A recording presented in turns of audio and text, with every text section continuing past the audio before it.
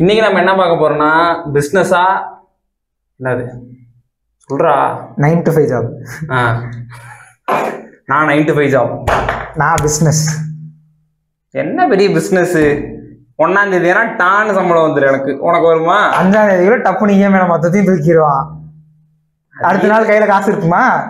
நீ கூட தானே வட்டி கடை வாங்கி பிசினஸ் பண்ணிருப்ப. வட்டிக்காரன் மாசம் ஆமாடா, இந்த மாசம் நான் 3 லட்சம் கூட சம்பாதிப்பேன். அடுத்த மாசம் 1 லட்சம் ரூபா வந்தாலும் எனக்கு போதுமே. மீதி 2 லட்சம் இந்த மாசத்துல இருக்குல்ல, அதை வச்சு செலவு பண்ணுவேன் ஜாலியா. என்னதான் சம்பளம் வந்தாலும் ஒர்க் லைஃப் பேலன்ஸ்னு ஒன்று இருக்குல்ல. நான் 8 மணி நேரம் தான் வேலை பார்ப்பேன். காலையில் 9:10க்கு வேலைக்கு வருவது, ஈட்டியை நீட்டி பிடித்தபடி சுவரோடு சுவராக பள்ளியை போல் ஒட்டி இருந்துவிட்டு மாலை 5 மணி ஆனவுடன் வீட்டுக்கு ஓடி விடுவது. இடையில் 1 மணி நேரம் உணவு விடுமுறை வேறு. நீ மாங்குன்னு 8 மணி நேரம் 5 நாள் வேலை செய்யற, 2 நாள் உனக்கு லீவு. சரி, அந்த 8 மணி நேரத்துல 1 நாள் எங்கேயாவது வெளியே வர முடியுமா? முடியாது. எனக்கு போர் அடிக்குதுன்னு வச்சுக்க, இன்னைக்கு பிசினஸ் பண்ண மூடு இல்லைன்னா கடையை சதுரி கிளம்பிடுவேன். என்னை எவன் கேள்வி கேட்பான்? ஆனா அப்படிதான், வேலை செய்ய மூடுல லீவ் அப்ளை பண்ணிட்டு உட்கார வேண்டியதுதான். பெய்ட் லீவு 14 நாள். 14 நாள் அந்த மாதிரி போயிடுற. அதுக்கு அடுத்த லீவுக்குலாம் என்ன பண்ணுவேன்? அடுத்த மாசத்துல இருந்து கடன். வருஷத்துக்கே 14 நாள் தான்டா. இது வேறையா? என்னதான் லீவு இல்லைனாலும் சனி ஞாயிறு இருக்குல்ல, நான் நாள் ஃபுல்லா 5 நாள் வேலை பார்த்து 2 நாள் ஃப்ரீயா இருப்பேன். நான் 7 நாளுமே ஜாலியா தான் இருப்பேன். நீ 7 நாள் ஜாலியா இருப்ப. உனக்கு ரிஸ்க் அதிகம், எனக்கு ரிஸ்கே இல்லை. 9 மணிக்கு போவேன், 5 மணிக்கு வந்துடும். No risk. அதுக்கப்புறம் போனை ஸ்விட்ச் ஆஃப் பண்ணிடுவேன். 6 மணிக்கு மேல ஆட்டோ ஓடாது.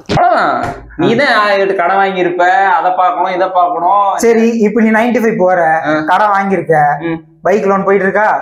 போயிட்டு இருக்கு. திடீர்னு உன்னை வேலையை விட்டு தூக்குறான். அடுத்த மாசம் என்ன பண்ணுவேன்? வேற கம்பெனி போவேன். 1 மாசத்துக்குள்ள நீ வேற கம்பெனி பார்த்து போயிருவ. உனக்கு அப்படியே கூப்பிட்டு வாங்க தம்பி அப்படின்னு வத்தலை பார்க்க வைப்பானுங்க. பார்த்துட்டு முடிவா என்ன சொல்ல வர? எனக்குலாம் நிறைய பெனிஃபிட்ஸ் இருக்கு. சரி, என்ன benefit? PF, bonus, ESI, medical benefits. நான் சொல்றேன், மாசம் 1 லட்சம் ரூபாய் சம்பாதிக்கிறேன். சரி, வருஷத்துக்கு எவ்வளவு சம்பாதிக்கிற? 12 லட்சம். 12 லட்சம். 12 லட்சத்துல 3 லட்சம் நீ கவர்மெண்ட்டுக்கே டாக்ஸா கொடுத்துருவ, தெரியுமா? உன்னோட கிராஸ் ப்ராஃபிட்ல இருந்து மட்டும்தான் உனக்கு வந்து டாக்ஸை பிடிப்பானுங்க.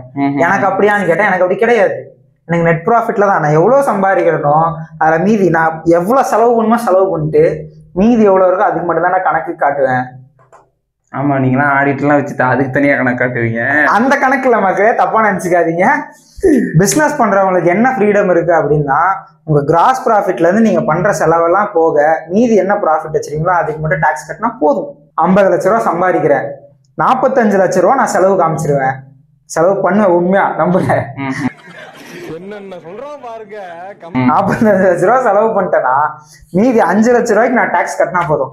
இதே இவன் 50 லட்ச ரூபா சம்பாதிக்கிறான் அப்படின்னா அதுக்கு 30% இவன் கட்டியே ஆகணும். நான் கவர்மெண்ட் 15 லட்ச ரூபா கட்டா நீங்க தனியா கணக்கு எழுதுவீங்க ஆடிட்டர் வச்சு.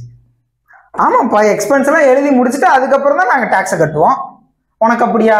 நீ சம்பாதிக்கிற மொத்தத்துல இருந்து டாக்ஸ் கட்டி தான் ஆகணும், வேற வழியே கிடையாது. இப்ப நீ வேலைக்கு போய் 30% கவர்மெண்ட் கொடுக்குறேன்னா நீ வேலைக்கு போறதுக்கு கவர்மெண்ட் உனக்கு ஏதாவது பண்றாங்களா? மக்களே, இதை நான் கவர்மெண்ட் தப்பா சொல்றேன்னு நினைச்சுக்காதீங்க. நீ அடிக்க கூடாது, கமெண்ட்ல பாத்துக்குங்க. சோ கவர்மெண்ட் இப்ப பிசினஸ் பண்றவங்களுக்கு என்னென்ன தருது தெரியுமா? தெரியாது. இப்ப நம்ம லாஸ்ட் வீடியோல பார்த்த மாதிரி அன்எம்ப்ளாய்மெண்ட் அவங்களால கண்ட்ரோல் பண்ணவே முடியல. அதுக்காக கவர்மெண்ட் நிறைய ஸ்டார்ட் அப்ஸை வந்து ப்ரொமோட் பண்றாங்க. அதுக்காக நிறைய ஸ்கீம்ஸ் கொண்டு வந்திருக்காங்க, நிறைய லோன் ஆப்ஷன்ஸ் கொண்டு வந்திருக்காங்க. இப்போ பிஸ்னஸ்க்கு ஒன்னால ஒரு செக்யூரிட்டியே இல்லாமல் கூட உன்னால லோன் அப்ளை பண்ண முடியும், ஜஸ்ட் உன்னோட ஐடியா வச்சு மட்டும். அப்படிலாம் நிறைய ஸ்கீம்ஸ் இருக்கு. அப்படி இருக்கும்போது பிஸ்னஸ் பண்றது பெஸ்ட்டா இல்லை 9 to 5 போறது பெஸ்ட்டா? நீ சொல்லு. இவன் சொல்லுவான் பாருங்க, இவன் பிஸ்னஸ் போறானா இல்லை இவன் 9 to 5 போறானான்னு தெரிஞ்சுக்கலாம். சரி, நான் போய் லோன் அப்ளை பண்ணிட்டு அப்புறம் வந்து ஒன்று பார்க்குறேன். இதை பத்தி உங்களுக்கு என்ன தோணுதுன்னு கமெண்ட்ல சொல்லுங்க. நீங்க பிசினஸ் பண்றீங்களா இல்லை 9 to 5 ஜாப் போறீங்களான்றதையும் கமெண்ட்ல சொல்லுங்க. மறக்காம சப்ஸ்கிரைப் பண்ணிருங்க. நன்றி.